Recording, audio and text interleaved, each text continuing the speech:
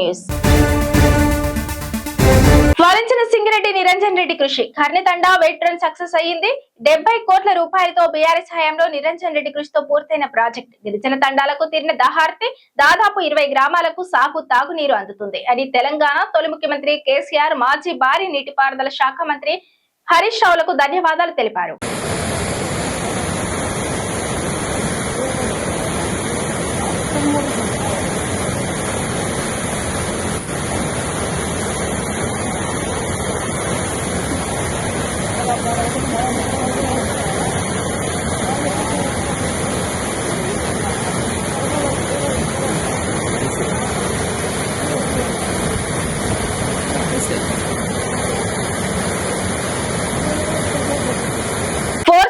Audit ద్వారా 20% మంది పెన్షన్లను రద్దు చేయనున్న రేవంత్ సర్కార్ ఇప్పటికే పైలట్ సర్వేకు ఆదేశం. విజయవంతమైతే రాష్ట్ర వ్యాప్తంగా ఫోరెన్సిక్ యాడిట్ పెండింగ్ లో ఉన్న కొత్త పెన్షన్లు ఆమోదించడానికి ప్రస్తుతానికి ఉన్న పెన్షన్లు తగ్గింపు, ట్రాక్టర్లు, కార్లు, సొంత పక్కా ఇల్లు ఉన్న వారి పెన్షన్లు రద్దు చేసే విధంగా చర్యలు. ట్రాక్టర్లు, కార్లు, సొంత పక్కా ఇల్లు ఉన్న వారి పెన్షన్లు రద్దు చేసే విధంగా చర్యలు. ప్రభుత్వ కాంట్రాక్ట్ అవుట్సోర్సింగ్ సిబ్బంది తల్లిదండ్రులకు సైతం పెన్షన్లు రద్దు చేసే సమాచారం ఉంది. పెన్షన్ల తర్వాత కళ్యాణ లక్ష్మి, ఉపాధి హామీ, ఇందిరమ్మ ఇళ్ల పైన కూడా ఆడిట్.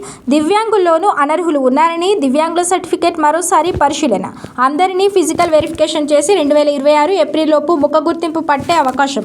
లబ్ధిదారుల డేటాను ఫైనల్ చేసి క్రాస్ వెరిఫికేషన్ చేసే విధంగా ఫోర్సోనిక్ ఆడిట్. సిద్ధాపూర్ రిజర్వాయర్ కోసం నిధులు మంజూరు చేయడం లేదని పోచారం శ్రీనివాస్ రెడ్డి చేసిన వ్యాఖ్యలపై స్పందించారు టీపీసీసీ అధ్యక్షుడు మహేష్ కుమార్ గౌడ్. పోచారం శ్రీనివాస్ రెడ్డికి ఇప్పట్లో నిధులు ఇవ్వలేమో అని స్పష్టం చేశారు. సిద్ధాపూర్ రిజర్వాయర్ కోసం ఇప్పట్లో నిధులు ఇవ్వలేమని పోచారం శ్రీనివాస్ రెడ్డి పెద్ద మనసుతో అర్థం చేసుకుంటారని భావిస్తున్నానని మహేష్ కుమార్ గౌడ్ సంచలన వ్యాఖ్యలు చేశారు. పోచారం గారు సీనియర్ మోస్ట్ నాయకుడు, అడ్వైజర్ గా ఉన్నారు. కొన్ని ఇబ్బందులు ఉన్నాయి. వాస్తవంగా పోచారం గారికి తెలియని ఇబ్బందులు కావాలి. నిధులు కొరత ఉంది. పోచారం గారు అభివృద్ధి ఆకాంక్షించిన నాయకుడు. కొద్ది ఇబ్బందులు అవుతుండొచ్చు. వారు అర్థం చేసుకుంటారని అనుకుంటా ఉన్నారు. Thank you. అంగన్వాడీలకు ఇచ్చిన ఫోన్లలో అవినీతి జరిగిందని సోషల్ మీడియా మరియు ప్రతిపక్షంగా అడిగితే చెప్పులు తెగుతాయి వంటి వ్యాఖ్యలు చేయడం ఇదేం సాంప్రదాయమని మంత్రి సీతక్క వ్యాఖ్యలపై మాజీ ఎమ్మెల్యే గండ్ర వెంకటరమణారెడ్డి ఆగ్రహం వ్యక్తం చేశారు. మంత్రి సీతక్క బేషరతుగా క్షమాపణ చెప్పాలని మాజీ ఎమ్మెల్యే గండ్ర వెంకటరమణారెడ్డి డిమాండ్ చేశారు. రాజకీయాల్లో ఆరోపణలు వస్తే వాటిని ఆధారాలతో సహా నిరూపించాలి గాని చెప్పు తెగుతుంది వంటి పరుష వ్యాఖ్యలు చేయడం తగదు. తమపై అనేక ఆరోపణలు వచ్చినప్పటికీ వాటికి ఎప్పుడూ సముచితంగా సమాధానం ఇచ్చామే తప్ప ఈ విధంగా దూషణలకు దిగలేదు. అధికారంలో ఉండి కేవలం ఆరోపణలు చేయడం సరైంది కాదు. భూపాలపల్లి గడ్డ మీద నేటి ముఖ్యమంత్రి అప్పట్లో టీపీసీసీ అధ్యక్షుడిగా ఉన్న రేవంత్ రెడ్డి నాపై 1400 ఎకరాల భూమి కబ్జా చేశాడని ఆరోపణలు చేశారు. 2.5 సంవత్సరాలు గడిచినా ఆరోపణలు నిరూపించుకోలేకపోయారు. ఇప్పటికే నేను దానిపై కోర్టులో పరువు నష్టం కేసులు, క్రిమినల్ కేసులు దాఖలు చేశాను. ప్రతిపక్షంలో ఉన్నప్పుడు ప్రశ్నించడం ప్రజాస్వామ్య హక్కు. కానీ ప్రభుత్వం నుంచి ఇలాంటి భాషలో స్పందించడం అనుచితం. బెదిరించి దబాయింపులతో తప్పించుకోలేరు అంటూ వ్యాఖ్యానించారు గండ్ర వెంకటరమణారెడ్డి. నిన్న రాష్ట్ర పంచాయతీ శాఖ మంత్రి ధనసరి అనసూయ అలియా సీతక్క నిన్న ములుగులో ఆమె మాట్లాడినటువంటి మాట, ఆమె పైన, ఆమె మంత్రిత్వ శాఖ పైన, మహిళలకు ముఖ్యంగా అంగన్వాడీ సెంటర్లో ఉండేటువంటి అంగన్వాడీ టీచర్స్కు ఇచ్చేటువంటి సెల్ ఫోన్లలో అవినీతి జరిగిందని అభియోగం వచ్చినప్పుడు వివరణ ఇచ్చుకోవాల్సిన బాధ్యత రాష్ట్ర మంత్రిగా ఆమె పైన ఉంటుంది. బహిర్గతం కూడా చేయాల్సిన అవసరం ఉంటుంది. ఏ ఫోన్ ఇచ్చిలో నువ్వు అంగన్వాడీ టీచర్లకు ఫోన్లు అంటే 2000 రూపాయల నుంచి 2 లక్షల రూపాయల వరకు ఉన్నాయి ఫోన్ల విలువ.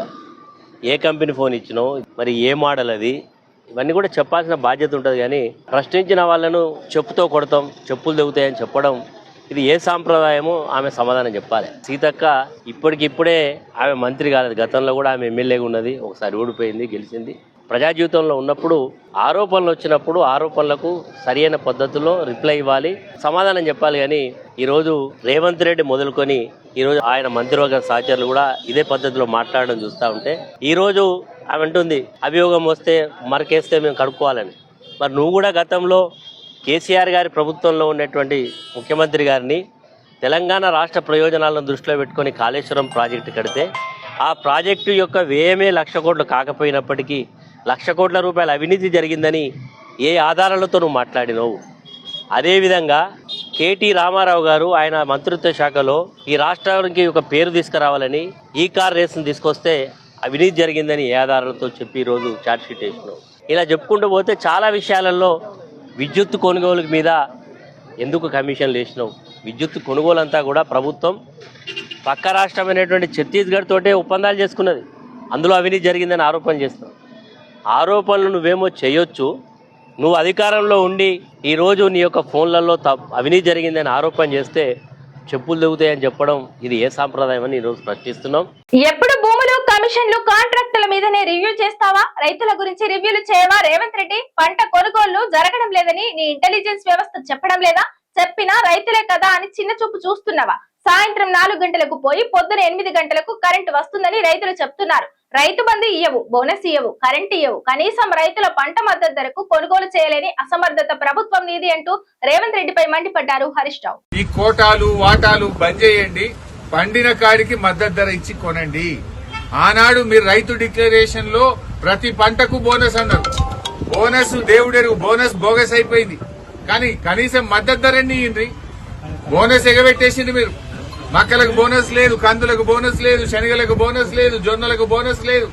బోనస్ బోగస్ అయిపోయింది. ఆ సన్నవడ్లకు కూడా యాసంగికి బోనస్ రాని పరిస్థితి ఉన్నది. సన్నవడ్లకు కూడా యాసంగిలో బోనస్ ఇస్తారా ఇయ్యరా? ఏదో ఒకటి స్పష్టం చేయాలని చెప్పి నేను ప్రభుత్వాన్ని డిమాండ్ చేస్తా ఉన్నా. పోయిన యాసంగి బోనస్ ఎగ్గొట్టిండ్రు. మరి ఈ యాసంగికైనా సన్నవడ్లకు గవర్నమెంట్ బోనస్ ఇస్తుందా? ఈ బోనస్ మాట కూడా బోగస్ అయిపోయిందా? ఏదో ఒకటి స్పష్టం చేయాలి. బోనస్ ఇవ్వాలని రైతుల పక్షాన ఈ ప్రభుత్వాన్ని డిమాండ్ చేస్తా ఉన్నా. ముఖ్యమంత్రి గారు ఒకసారి రివ్యూ చేయండి. ఎప్పుడు భూముల మీద రివ్యూ, కమిషన్ల మీద రివ్యూ, కాంట్రాక్ట్ల మీద రివ్యూలు చేస్తున్నారు తప్ప రైతుల మీద రివ్యూ చేసే టైం మీకు దొరకలేదు. పైసలు దొరికేది ఉంటే రివ్యూలు చేస్తారు మీరు. పైసలు దొరికాయి కదా గరీబ్ రైతులు, వీళ్ళ విషయంలో రివ్యూ చేయడానికి మీకు తీరిక లేదా? మీ ఇంటెలిజెన్స్ ఏం చేస్తుంది?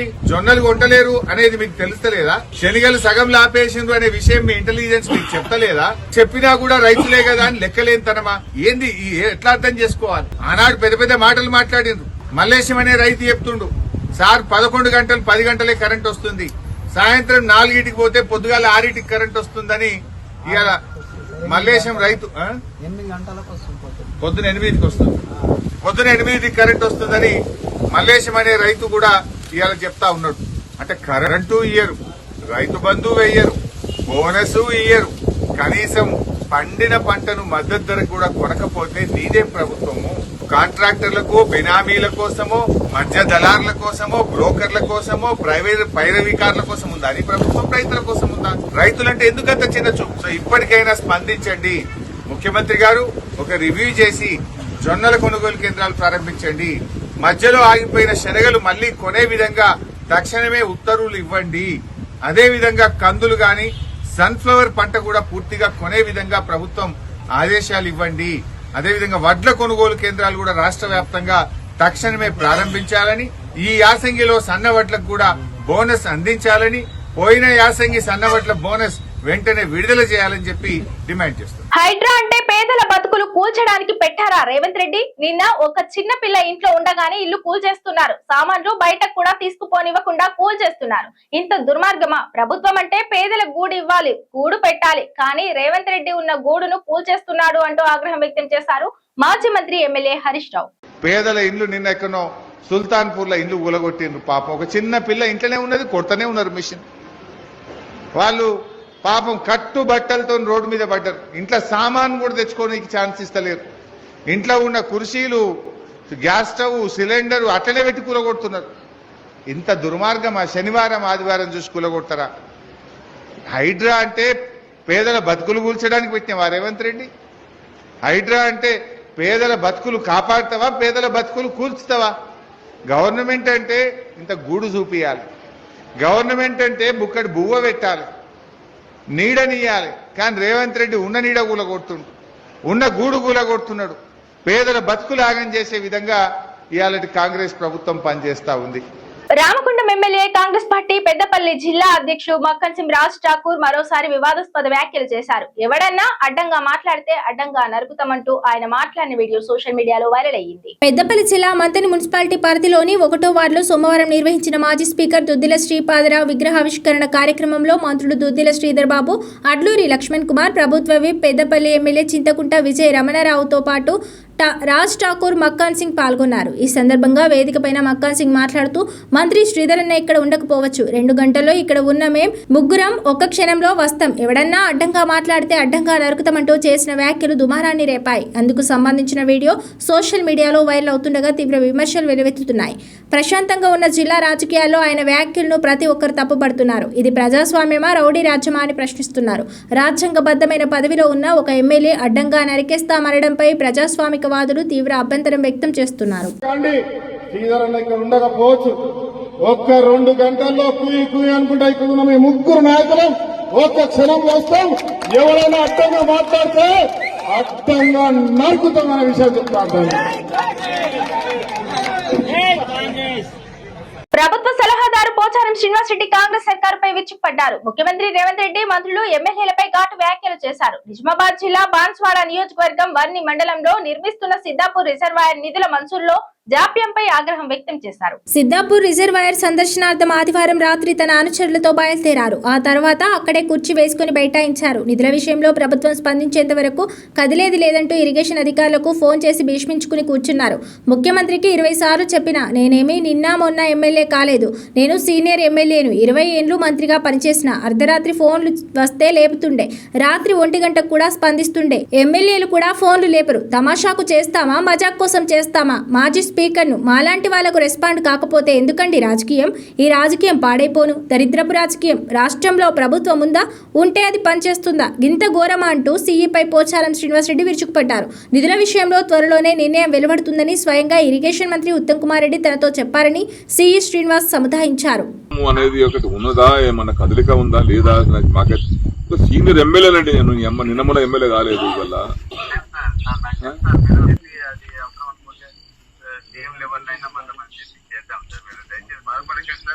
సీఎం గారికి 20 సార్లు చెప్పిన, సీఎం గారికి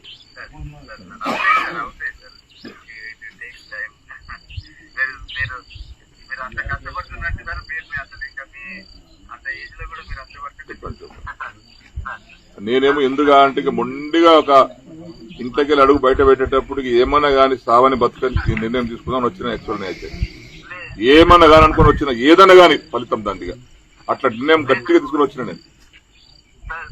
ఎన్నిసార్లు చేయాలండి చేసి ఫోటో లేపి మేము కొత్తసారి చూస్తున్నాను. నేను మంత్రి చేసిన 20 ఏళ్ళు ఈ అమ్మ ఇట్లా ఫోన్ చేస్తే లేపుతుంటే రాత్రి 2 గంటలు లేపుతుంటే ఫోన్ నేను. అది ఎమ్మెల్యేలు ఫోన్ లేపారండి వీళ్ళు. ఈ అమ్మ దరిద్రం పాడైపోయి మేము పనులు చేస్తామండి, ఫోన్లు ఏమన్నా మజాకు చేస్తామా, తమాషాగా చేస్తామా ఏమన్నా? అందరిలా కూడా కాదు కదా. నేను నాకేమైనా స్వార్థం కోసం నాకు ఆ పైరు చేయి, ఈ పైరు చేయి, నాకు అదని చెప్తాం కాదు కదా. ప్రజల కోసం ఫోన్ చేస్తాను నేను. ఇక మాలాంటి వాళ్ళకు కూడా రెస్పాన్స్ లేకపోతే ఎందుకండి ఇంకా ఈ రాజకీయం పాడైపోయింది, దళిత రాజకీయం.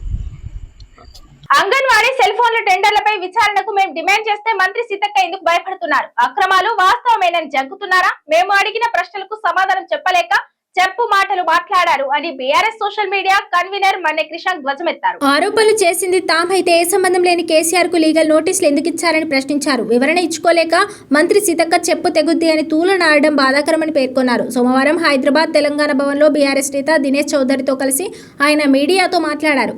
అంగన్వాడీలకు సెల్ ఫోన్ల కుంభకోణంలో ఆధారాలను బయటపెట్టారు. 33,310 స్మార్ట్ ఫోన్ల కొనుగోలుకు 54.19 కోట్లతో కాంట్రాక్టు కట్టబెట్టి 24 కోట్లే ఖర్చు చేశారు ఆరోపించారు. మిగతా 30 కోట్లు ఎవరి జేబుల్లోకి వెళ్లాయని అడిగితే మంత్రి సీతక్క అసహనంతో రగిలిపోయారని ఆరోపించారు. సల్మాన్ ఖాన్ పక్కన మిస్ వరల్డ్ పోటీల సమయంలో ఉన్న వ్యక్తే ఈ సెల్ ఫోన్ల కాంట్రాక్టును ఇప్పించినట్టు అనుమానం ఉన్నదని చెప్పారు. ఇదే 30 కోట్లతో అంగన్వాడీ టీచర్లకు వాళ్ళ జీతాలు లేకపోతే ఇంకేదన్నా వాళ్ళ వెల్ఫేర్ కోసమో లేదు, చాలామంది ఓవర్సీస్ ఫెలోషిప్ ఎస్సీ ఎస్టీ బీసీలు ఓవర్సీస్ ఫెలోషిప్ మాకు బకాయిలు ఉన్నాయంటే ఇదే 30 కోట్లు వాటికి లాభం అవుతాయి కదా. మీరు మీ రాష్ట్ర ప్రభుత్వాన్ని కేసేసే బదులు ఇదే కేసు సిబిఐకి వేయండి, పూర్తిగా తేటతెల్లమవుతుంది. మీరు లీగల్ నోటీసులు కేసీఆర్ గారికి పంపే బదులు సింపుల్గా ఇందులో క్లీన్గా రావాలంటే సిబిఐ విచారణ కోరండి. ఎవరిని కాపాడాలని ప్రయత్నం చేస్తున్నారు సీతక్క గారు? మాకున్న సమాచారం ఏంటంటే ముఖ్యమంత్రి గారికి అతి సన్నిహితుడు, అది సల్మాన్ ఖాన్ గారి దగ్గరకు పోయినా లేకుంటే miss England miss world competitions పోయినా రాష్ట్రంలో లేకుంటే ఏ పర్యటనలు పోయినా ఎవరైతే ఒక వ్యక్తి ఉన్నాడో ఆ వ్యక్తే ఈ కాంట్రాక్టును సీతక్క గారి దగ్గర తీసుకుపోయి ఇదంతా చేసిరు కావచ్చని మాకు సమాచారం ఉన్నది. ఆ పేరు బయట పెట్టేసిండి, అయిపోతుంది. విచారణ చేస్తే తేలిపోతుంది కదా, మాది తప్పుందా మీది తప్పుందా, మా ఆరోపణల్లో తప్పుందా అని. అది కాకుండా దీంట్లో కేసీఆర్ గారిని లాగడం ఎందుకు, మా మీద కూడా విచారణలు చేస్తున్నారు కదా మీరు. మీ ప్రభుత్వం వచ్చినప్పటి నుంచి పరిపాలన వదిలేసి ఎంతసేపు కేసులే. ఇది ఇవాల్టి బులెటిన్. మరో బులెటిన్ లో మళ్ళీ కలుద్దాం. Stay and TS 24 news.